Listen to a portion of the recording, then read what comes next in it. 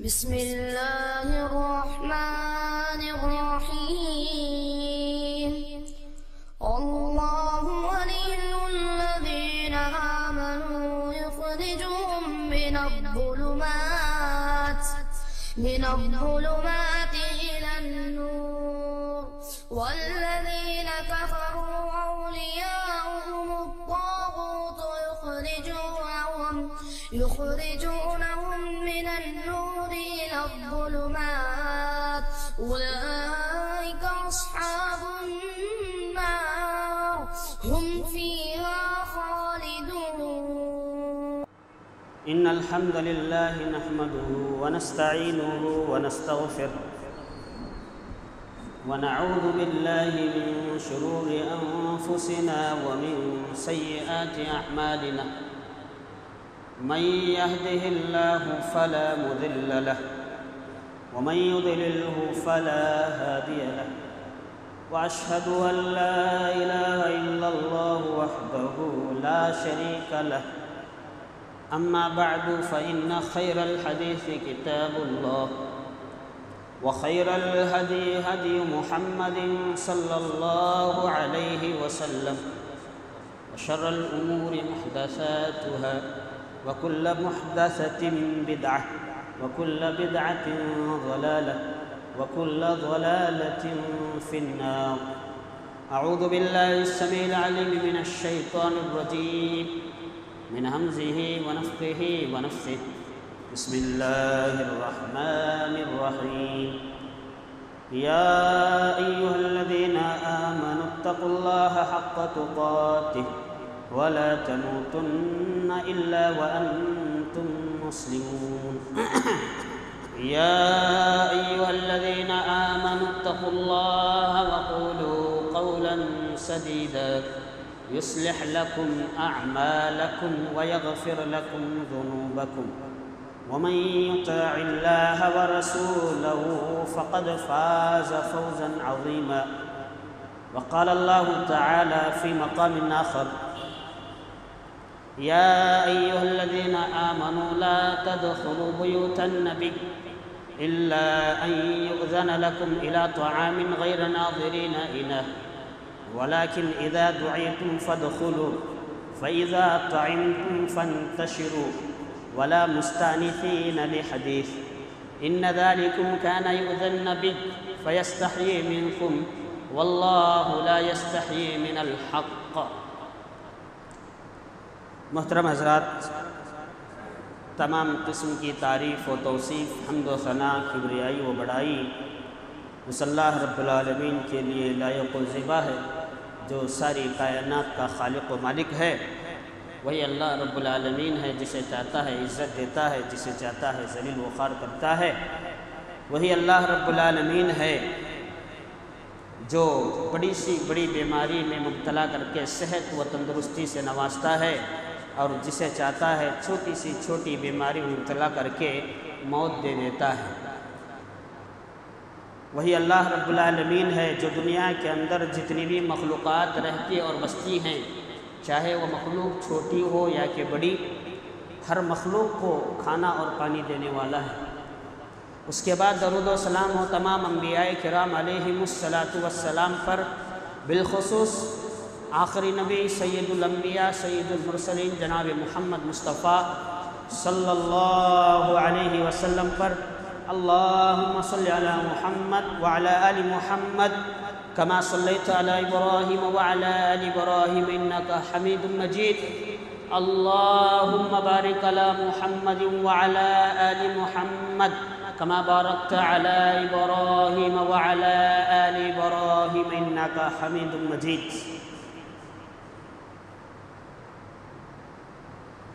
کسی شاعر کا کہنا ہے: سجدے سے سر اٹھا بھوکوں کو دیکھ لے، سجدے سے سر اٹھا بھوکوں کو دیکھ لے، کتے کے واقعے سے جنت بھی سیکھ لے. محترم حضرات، آج کے اس خطبہ جمعہ میں میں آپ کے سامنے کھانا کھلانا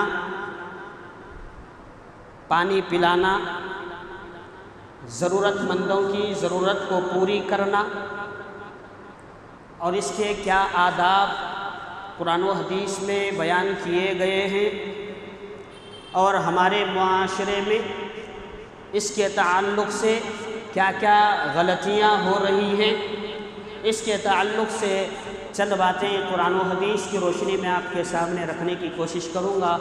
اللہ سے دعا ہے کہ اللہ مجھے حق بات اور سچ بات کہنے کی توفیق عطا فرمائے، اور آپ تمام لوگوں کو حق بات اور سچ بات سننے کی توفیق عطا فرمائے۔ پھر اس کے بعد جو باتیں آپ کے سامنے رکھی جاتی ہیں، کہنے والے کو، سننے والوں کو اللہ عمل کی توفیق سے نوازے، آمین ثم آمین۔ محترم حضرات، اسلام میں بھوکوں کو کھانا کھلانا، ضرورت مندوں کو ان کی ضرورتیں پوری کرنا، اس کے علاوہ بھی کسی کو کھانا کھلانا، کسی کو پانی پلانا، اس کا بڑا مقام ہے، اس کی بڑی اہمیت ہے، اس کی بڑی فضیلت ہے۔ صحیح بخاری کے اندر پیارے نبی صلی اللہ علیہ وسلم نے فرمایا، اگر کوئی بندہ کسی کو کھانا کھلاتا ہے تو یہ سب سے بہترین اسلام قرار دیا گیا۔ حضرت عبداللہ ابن عمر رضی اللہ عنہ حدیث کے راوی ہیں، وہ کہتے ہیں کہ اللہ کے نبی صلی اللہ علیہ وسلم سے کسی نے پوچھا، ای الاسلام خیر، سب سے بہترین اسلام کیا ہے؟ پیارے نبی صلی اللہ علیہ وسلم نے فرمایا، تطعم الطعام، کھانا کھلانا۔ اللہ کے نبی صلی اللہ علیہ وسلم نے فرمایا کہ کھانا کھلانا یہ سب سے بہترین اسلام ہے۔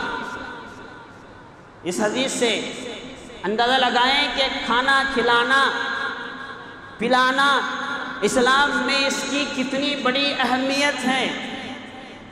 اور پیارے نبی صلی اللہ علیہ وسلم نے یہاں تک بیان فرمایا، جو انسان بھوکوں کو نہیں کھلاتا ہے وہ مومن ہی نہیں ہے۔ صحیح ترغیب اور ترہیب کی حدیث ہے، سلسلۃ الاحادیث صحیحہ کے اندر شیخ البانی علیہ الرحمٰن نے اس حدیث کو ذکر کیا ہے۔ اللہ کے نبی صلی اللہ علیہ وسلم نے فرمایا، لیس المؤمن بالذی یشبع وجارہ جائع، او کما قال علیہ السلام۔ پیارے نبی صلی اللہ علیہ وسلم نے فرمایا، وہ مومن نہیں جو خود کھاتا ہے، پیٹ بھر لیتا ہے، حالانکہ اس کا پڑوسی بھوکا ہے۔ پیارے نبی صلی اللہ علیہ وسلم نے فرمایا کہ ایسا انسان مومن نہیں ہے۔ اسی طریقے سے کھانا کھلانا، پلانا، ضرورت مندوں کی ضرورت کو پورا کرنا، اسلام میں کتنا بڑا اس کا مقام ہے۔ احادیث کا مطالعہ کرتے ہیں تو ہمیں بات ملتی ہے کہ کھانا کھلانا یہ جنت میں جانے کا سبب ہے۔ مشہور حدیث آپ نے بارہا سنا ہوگا، اللہ کے نبی صلی اللہ علیہ وسلم فرماتے ہیں، افشوا السلام واطعموا الطعام وصلوا الارحام وصلوا باللیل والناس نیام تدخلوا الجنت بسلام۔ پیارے نبی صلی اللہ علیہ وسلم نے فرمایا، سلام کو عام کرو، مسکینوں کو کھانا کھلاؤ یا کھانا کھلاؤ، اور لوگوں کے ساتھ صلہ رحمی کرو، رشتوں کو جوڑو، رشتوں کو توڑنے والے نہ بنو۔ وَصَلُّوا بِاللَّيْلِ وَالنَّاسُ نِيَامٌ، جب لوگ سو رہے ہوں ایسی حالت میں اٹھ کر اللہ کی عبادت کرو، اللہ کے دربار میں اپنے ماتھے کو ٹیکو۔ اللہ کے نبی صلی اللہ علیہ وسلم نے فرمایا، تدخل الجنت بسلام، تو تم سلامتی کے ساتھ، آرام اور چین اور سکون کے ساتھ جنت میں داخل ہو جاؤ گے۔ اس حدیث میں پیارے نبی صلی اللہ علیہ وسلم نے فرمایا کہ وَأَطْعِمُوا الطَّعَامَ، تم کھانا کھلاؤ، کھانا کھلانا جنت میں جانے کا سبب ہے۔ اسی طریقے سے مشہور حدیث صحیح بخاری کی آپ نے بارہا سنا ہوگا، تقریباً غالباً مجھے ایسا لگتا ہے کہ اس سے پہلے کے جمعہ میں نے آپ کے سامنے اس حدیث کو بیان کیا ہے کہ وہ عورت جو گنہگار تھی لیکن اس نے ایک کتے کو پانی پلایا۔ صحیح بخاری کی حدیث، اللہ تعالیٰ نے اس عورت کے کتے کو پانی پلانے کی وجہ سے سارے گناہوں کو معاف کر دیا اور اسے جنت میں داخل کر دیا۔ کتے کو پانی پلانے کا اجر، کتے کو پانی پلانے کا بدلہ اللہ نے سارے گناہوں کو معاف کر کے اسے جنت میں داخل کر دیا۔ ہم تو اشرف المخلوقات ہیں، اگر ہم انسانوں کے ساتھ کسی بھوکے کو کھلائیں گے، کسی پیاسے کو پلائیں گے، کسی ضرورت مند کو اس کی ضرورت پوری کریں گے، کہ اللہ تبارک و تعالی ہم سے راضی نہیں ہوگا؟ بلکہ وہ مشہور واقعہ اللہ تعالیٰ نے 28 پارے کے اندر فرمایا وَيُؤْثِرُونَ عَلَىٰ أَنفُسِهِمْ وَلَوْ كَانَ بِهِمْ خَصَاصَةٌ۔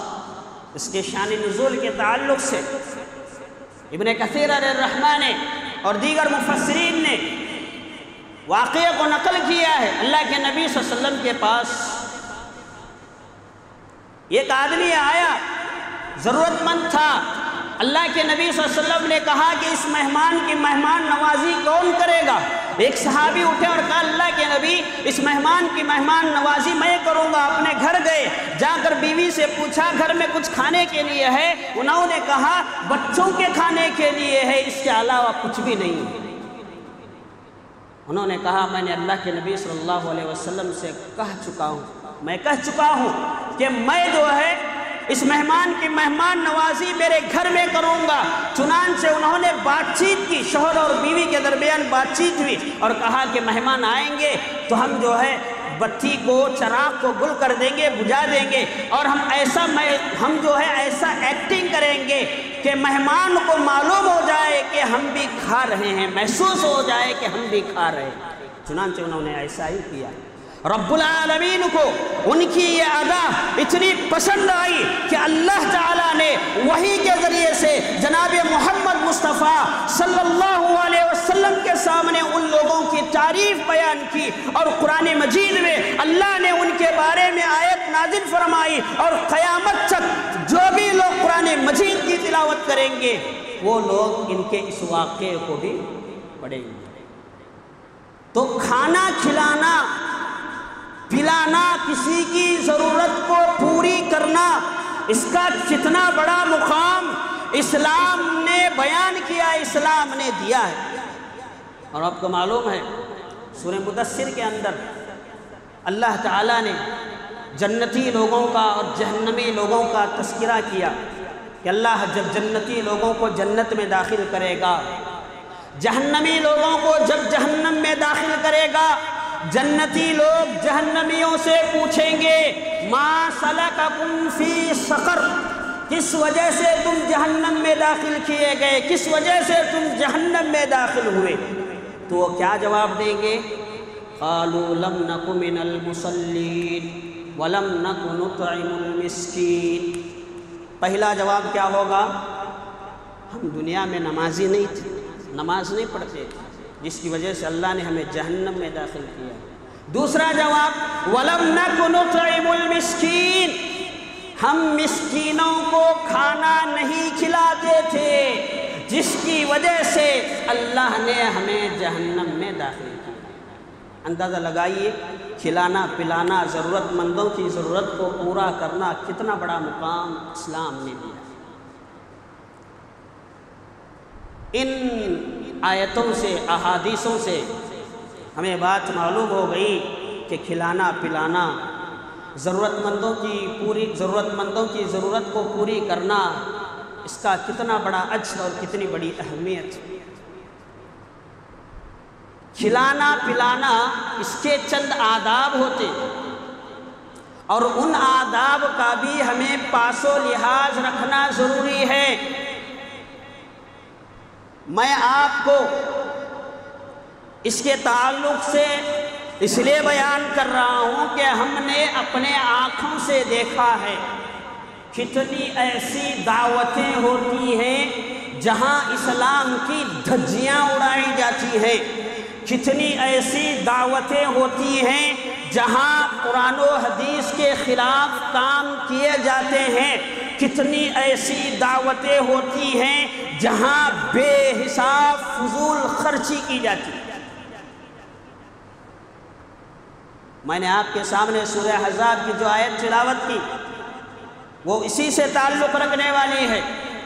ہمارے معاشرے میں ہم دعوتیں کرتے ہیں، ولیمے کی دعوت ہو، عقیقے کی دعوت ہو، کوئی بھی دعوت کیوں نہ ہو، ہم دعوت کرتے ہیں تو اس کے اندر بہت سارے غلط کام ہوتے ہیں۔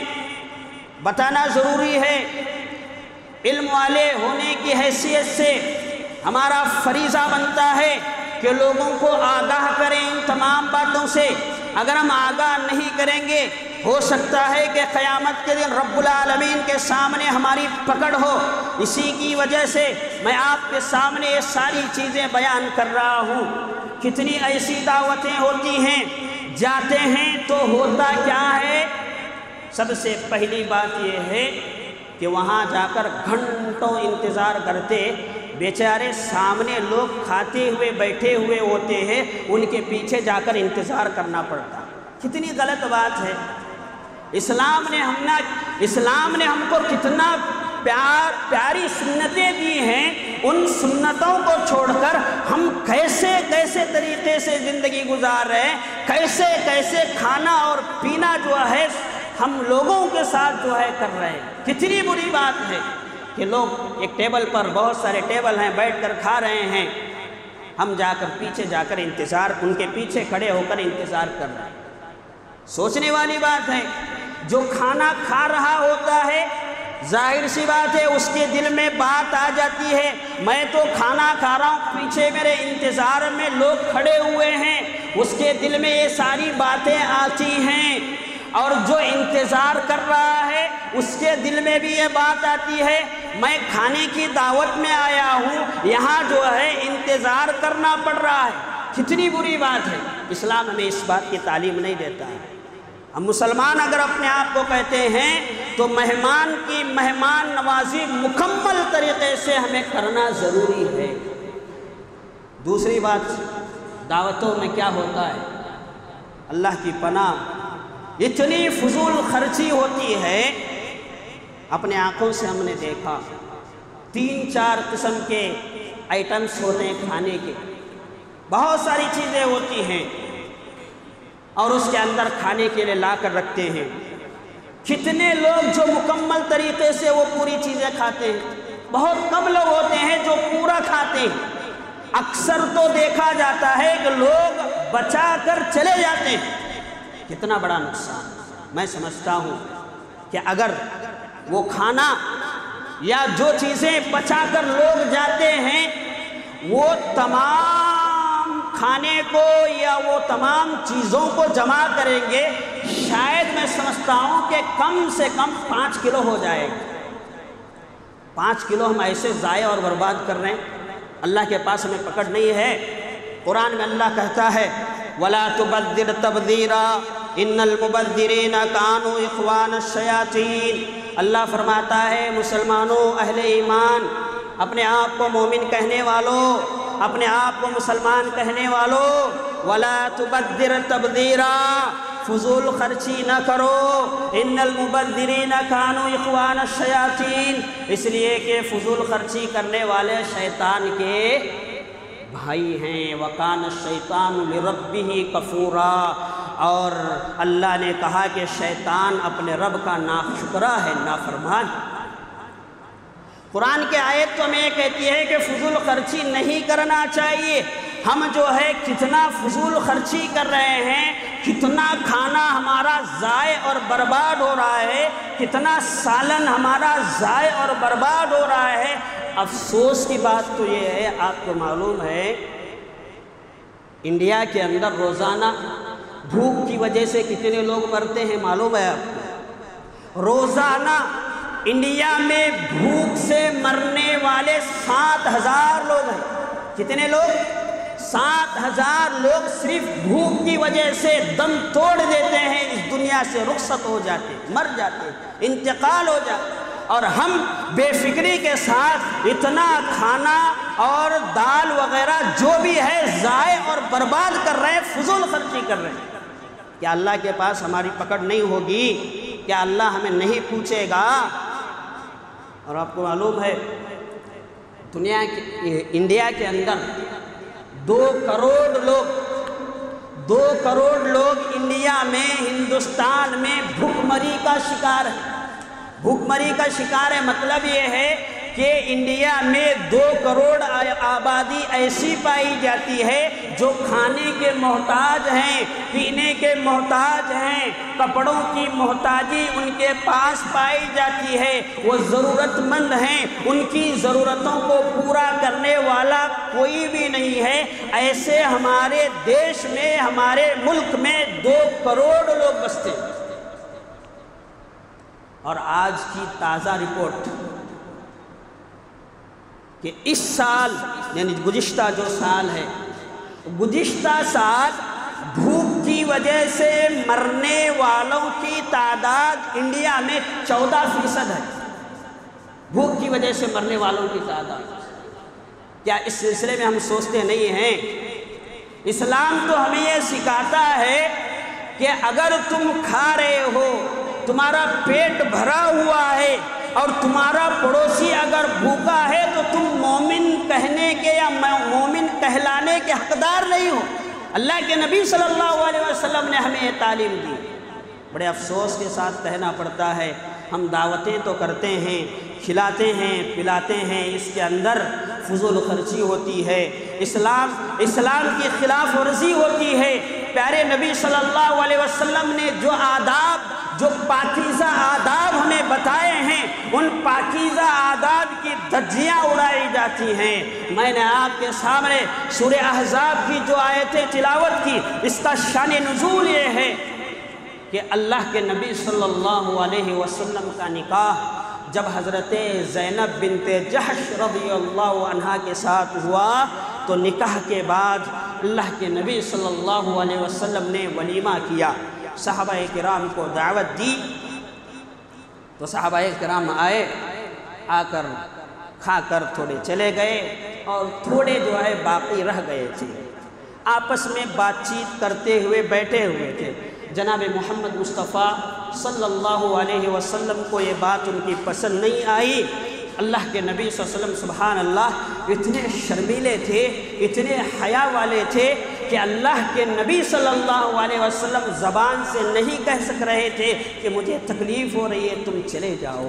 لیکن رب العالمین عرش سے رب العالمین نے قرآن کی آیتیں نازل فرمائی اور اللہ تعالیٰ نے آداب بیان فرمائے اور کہا یا ایھا الذین آمنوا لا تدخلوا بیوت النبی الا ان یؤذن لکم الی طعام غیر ناظرین اناہ۔ اللہ نے فرمایا اے ایمان والو، تم نبی کے گھروں میں بغیر اجازت کے داخل نہ ہونا، تم نبی کے گھروں میں بغیر اجازت کے داخل نہ ہونا۔